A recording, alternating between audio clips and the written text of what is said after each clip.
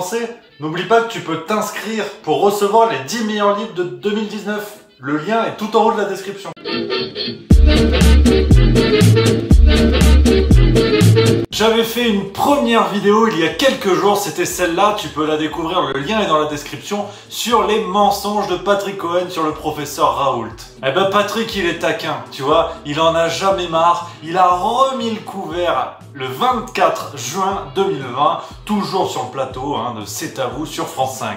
Allez, c'est que du plaisir, à ce niveau-là, ça devient du miel, de la gourmandise. Donc on va décortiquer ensemble cette nouvelle chronique pétrie de mensonges, mais quand même de bonnes intentions. Premier extrait. Discovery, le grand essai français et européen, a décidé d'arrêter l'hydroxychloroquine, faute de résultats, ce qui fait qu'il n'y a plus aujourd'hui aucun malade traité à l'hydroxychloroquine. Patrick qui commence très fort avec l'essai Discovery, grand essai français et européen, comme il dit. Alors il faut savoir que cet essai Discovery qui visait à vérifier l'efficacité de certaines solutions face au coronavirus, notamment l'hydroxychloroquine, bon cet essai il faut savoir qu'il s'est notamment basé sur le fameux papier du Lancet, un papier complètement pipoté qui a réussi à tromper bon nombre de gouvernements, dont le gouvernement français. D'ailleurs, ce que Patrick Cohen ne souligne pas, peut-être un malheureux oubli, c'est que Olivier Véran, ministre de la Santé, a pris la décision d'arrêter les traitements à base d'hydroxychloroquine contre le coronavirus à l'issue de la publication de ce papier pipoté du Lancet.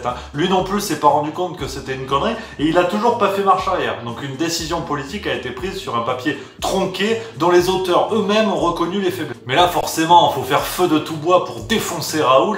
Alors Patrick Cohen nous parle du grand essai Discovery, ce grand essai dont on peut lire sur le site vih.org, organe d'actualité scientifique reconnu. On peut lire, j'ai les notes sous les yeux, je vais te lire ce qu'on lit, ce qu'ils disent là-bas. Ils disent que l'échec relatif de l'essai Discovery laisse à penser que la coordination européenne n'est pas au point. Ouais, il y a la source, toutes les sources sont dans la description de la vidéo. Mais apparemment c'est un grand essai français européen pour Patrick Cohen. Donc là c'est que c'est sérieux. Deuxième passage qui fait plaisir là encore pour défoncer Raoult. Bref, Raoult tel qu'en lui-même, qui préfère à la médecine basée sur les preuves, il oppose la médecine basée sur l'intuition, lui dit sur l'observation. Alors Patrick oppose la médecine sur les preuves face à la médecine de l'observation. Mais qu'est-ce qu'une preuve sinon une observation ou un constat? Mais ça c'est pas grave, c'est Patrick Cohen, l'épidémiologiste qui parle. Donc arrête comme ça de vouloir critiquer. Troisième extrait, là encore, dans cette tentative magnifique de rétablir la vérité. Il a même prétendu quelque chose qui a un peu fait bondir dans la salle des députés et puis tous les observateurs. Il a prétendu qu'il ne faisait jamais de prédiction, qu'il n'avait jamais dit qu'il n'y aurait pas de deuxième vague de l'épidémie. Alors là, on va mettre un peu d'honnêteté intellectuelle, ça changera de Patrick Cohen. Oui, effectivement, le professeur Raoult s'est plusieurs fois contredit dans ses propos. Mais il faut mettre les choses en contexte. Voilà ce que disait le professeur Raoult lors de son entretien sur BFM TV. Non, mais il est probable qu'avec tout ce que je parle, je dis des bêtises comme tout le monde. Comme tout le monde. Bien sûr, parce que c'est une règle mécanique. Il n'y a que ceux qui parlent jamais, qui disent jamais de bêtises. Bah, donc, il reconnaît qu'il a pu dire des conneries en substance. Patrick Cohen, lui, ne l'a pas reconnu pour l'instant. Et ensuite, parce que, quand même, Patrick Cohen nous dit que le professeur Raoult n'a jamais parlé de seconde vague, qu'il n'a jamais parlé de tout ça. Là encore, il faut mettre en contexte avec un extrait qui est très intéressant et très récent. L'intervention du professeur Raoult face aux parlementaires à l'Assemblée nationale. C'est un court extrait, mais je peux pas mettre toute la vidéo, sinon je vais me faire taper sur les doigts par YouTube. Je te mets dans la description de la vidéo les détails de l'explication du professeur Raoult et tu en jugeras par toi-même si Patrick Cohen dit vrai. Encore un autre extrait de cette fabuleuse chronique de Patrick Cohen. Qu'il a apparemment refusé de le faire devant le Conseil de l'Ordre des Bouches-du-Rhône qu'il a convoqué il y a quelques jours pour lui demander des explications sur sa façon de respecter le code de déontologie médicale. En cherchant un petit peu, j'ai trouvé un article de La Voix du Nord, le journal, qui en date du 23 juin disait ceci. C'est un travail de recherche comme un autre. Peut-être que Patrick Cohen dit vrai, mais là encore, il y a un petit problème de mise en contexte, mais à la limite, ça c'est qu'un détail. Presque, on passe celle-là, elle est cadeau. Là, on est vraiment sur du gros. Là, Patrick Cohen nous a réservé la cerise sur le pancake, regarde ce passage. Et en face, moi j'ai été assez souvent frappé de voir des députés, eux, bardés de certitudes sur ce qu'il aurait fallu faire, et parfois désarmants, d'inculture scientifique et même, disons-le, de bêtises. Ouais.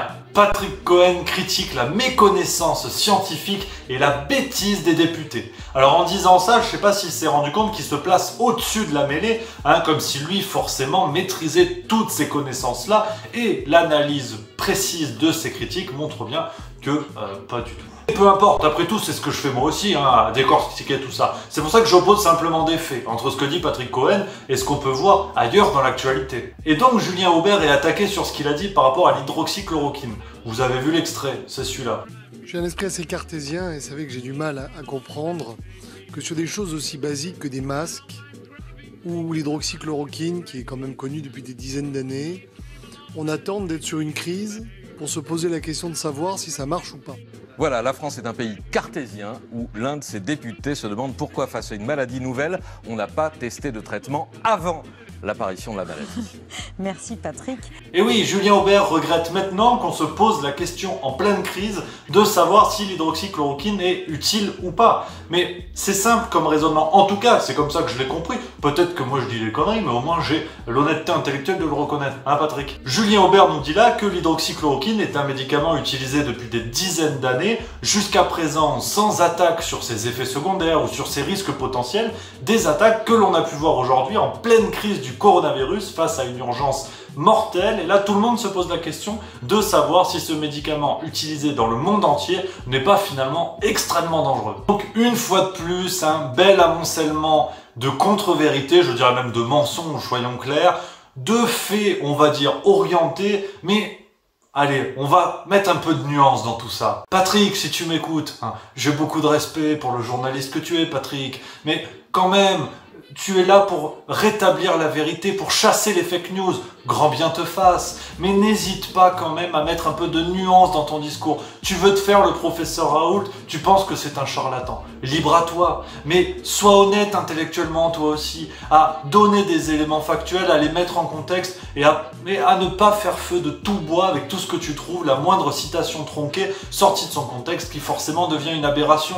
Tes propos n'en seront que plus forts si tu veux démonter le professeur Raoult, d'être toi-même factuel et proche de la vérité. Ah, tu vois, je mets de l'eau dans mon vin, pour ceux qui boivent pas d'alcool, je mets de l'eau dans mon lait d'amande, parce que il faut, on se serre la main, we are the world quelque part. Donc voilà ce qu'on pouvait dire sur ces nouveaux mensonges de Patrick Cohen, j'espère que ça t'a plu.